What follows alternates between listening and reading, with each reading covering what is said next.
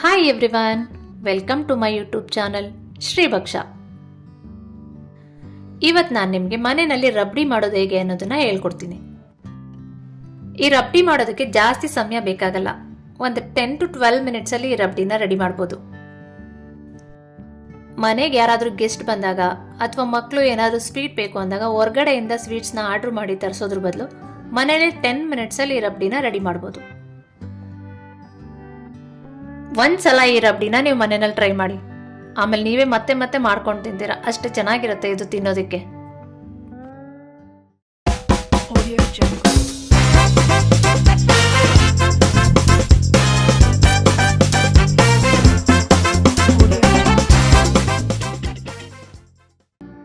Stove ಮೇಲೆ ಒಂದು ದೊಡ್ಡ ಪ್ಯಾನ್ ಇಡಿ. ಆ ಪ್ಯಾನಿಗೆ 1 ಸ್ಪೂನ್ ತುಪ್ಪ ಹಾಕಿ ಆ ತುಪ್ಪನ ಪ್ಯಾನ್ ಫುಲ್ ಸ್ಪ್ರೆಡ್ ಮಾಡಿ. ಈ ರೀತಿ ತುಪ್ಪನ ಸ್ಪ್ರೆಡ್ ಮಾಡಿದಾದ್ಮೇಲೆ ಇದಕ್ಕೆ ಹಾಲು ಹಾಕಿ. ನಾನಿಲ್ಲಿ 1 ಲೀಟರ್ ಹಾಲು ತಗೊಂಡಿದ್ದೀನಿ. ಇವಾಗ ಇದಕ್ಕೆ ಮಿಲ್ಕ್ ಪೌಡರ್ನ ಆ್ಯಡ್ ಮಾಡಬೇಕು. ನಾನಿಲ್ಲಿ 1 ಲೀಟರ್ ಹಾಲಿಗೆ 2 ಸ್ಪೂನ್ ಮಿಲ್ಕ್ ಪೌಡರ್ ತಗೊಂಡಿದ್ದೀನಿ.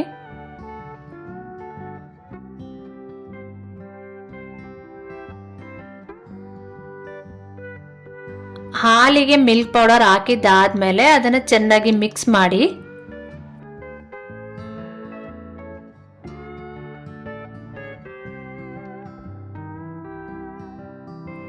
ಆಮೇಲೆ ಇದಕ್ಕೆ ನಾನು ಮಿಲ್ಕ್ ಮೇಡ್ ಆ್ಯಡ್ ಮಾಡ್ತಾ ಇದ್ದೀನಿ. ಇಲ್ಲಿ ನಾನು ಮಿಲ್ಕ್ ಮೇಡ್ನು 2 ಸ್ಪೂನ್ಸ್ ತಗೊಂಡಿದ್ದೀನಿ.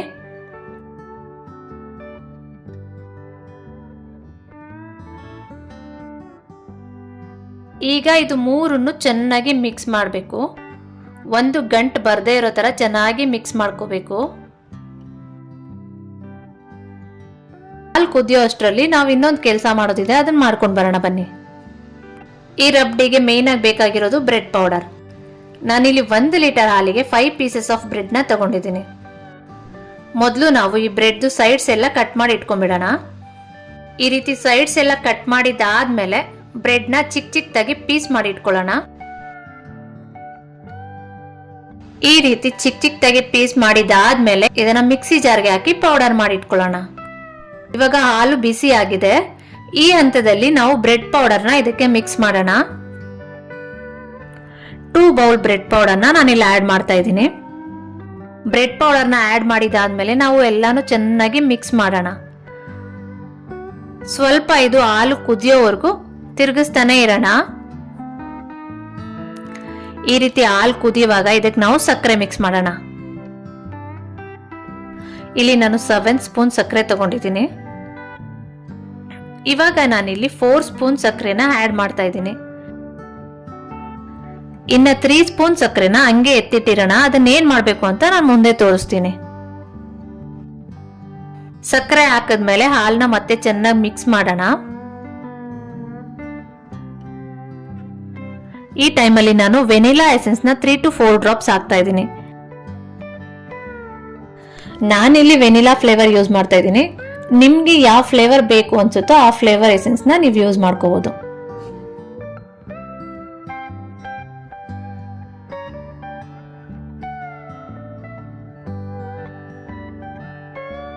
ಇವಾಗ ಇದಕ್ಕೆ ನಾನು ಏಲಕ್ಕಿ ಪೌಡರ್ ಹಾಕ್ತಿದ್ದೀನಿ.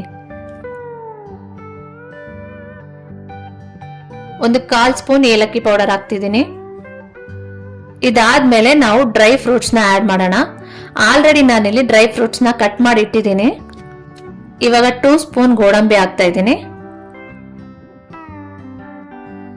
2 ಸ್ಪೂನ್ ಪಿಸ್ತಾ ಹಾಕ್ತಿದ್ದೀನಿ.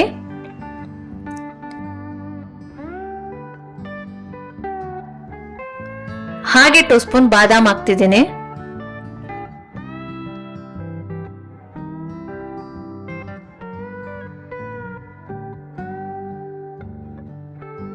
ಎಲ್ಲ ಹಾಕಿದ್ಮೇಲೆ ಇದನ್ನ ಮತ್ತೆ ಒಂದ್ಸಲ ಚೆನ್ನಾಗಿ ಮಿಕ್ಸ್ ಮಾಡಿ. ಈಗ ಸ್ಟವ್ನ ಲೋ ಫ್ಲೇಮ್ ಮಾಡೋಣ. ಇದು ಲೋ ಫ್ಲೇಮ್ ಅಲ್ಲೇ ಕುದೀತಾ ಇರಲಿ. ಅಷ್ಟರಲ್ಲಿ ನಾವು ಆ ರಿಮೈನಿಂಗ್ ಸಕ್ಕರೆ ಇತ್ತಲ್ವಾ, ಅದನ್ನ ಏನ್ ಮಾಡ್ಬೇಕು ಅಂತ ನೋಡ್ಕೊಂಡ್ ಬರೋಣ ಬನ್ನಿ. ಇವಾಗ ಇನ್ನೊಂದು ಒಲೆ ಮೇಲೆ ಸಣ್ಣದೊಂದು ಪ್ಯಾನ್ ಇಡೋಣ.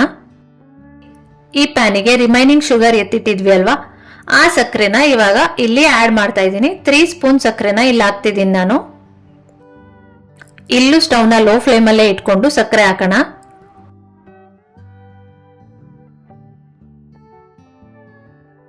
ಈಗ ಬಿಸಿಗೆ ಸಕ್ಕರೆ ಸ್ವಲ್ಪ ಸ್ವಲ್ಪನೇ ಕರಗ್ತಾ ಹೋಗುತ್ತೆ.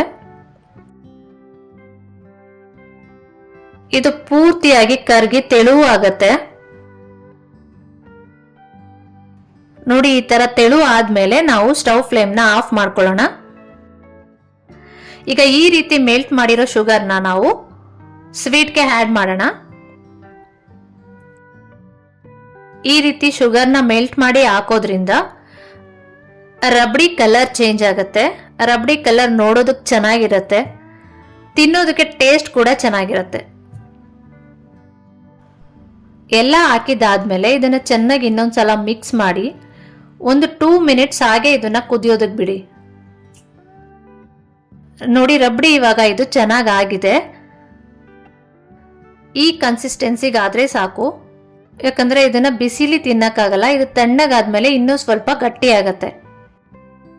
ಸ್ಟವ್ ಆಫ್ ಮಾಡಿ ಇದನ್ನ ಸ್ವಲ್ಪ ತಣ್ಣಗಾಗಕ್ ಬಿಡೋಣ. ನೋಡಿ, ರಬಡಿ ಈಗ ಪರ್ಫೆಕ್ಟ್ ಆಗಿ ರೆಡಿಯಾಗಿದೆ. ಈಗ ರೆಡಿಯಾಗಿರೋ ರಬಡಿನ ಒಂದು ಸರ್ವಿಂಗ್ ಬೌಲ್ಗೆ ಹಾಕೋತಾ ಇದ್ದೀನಿ.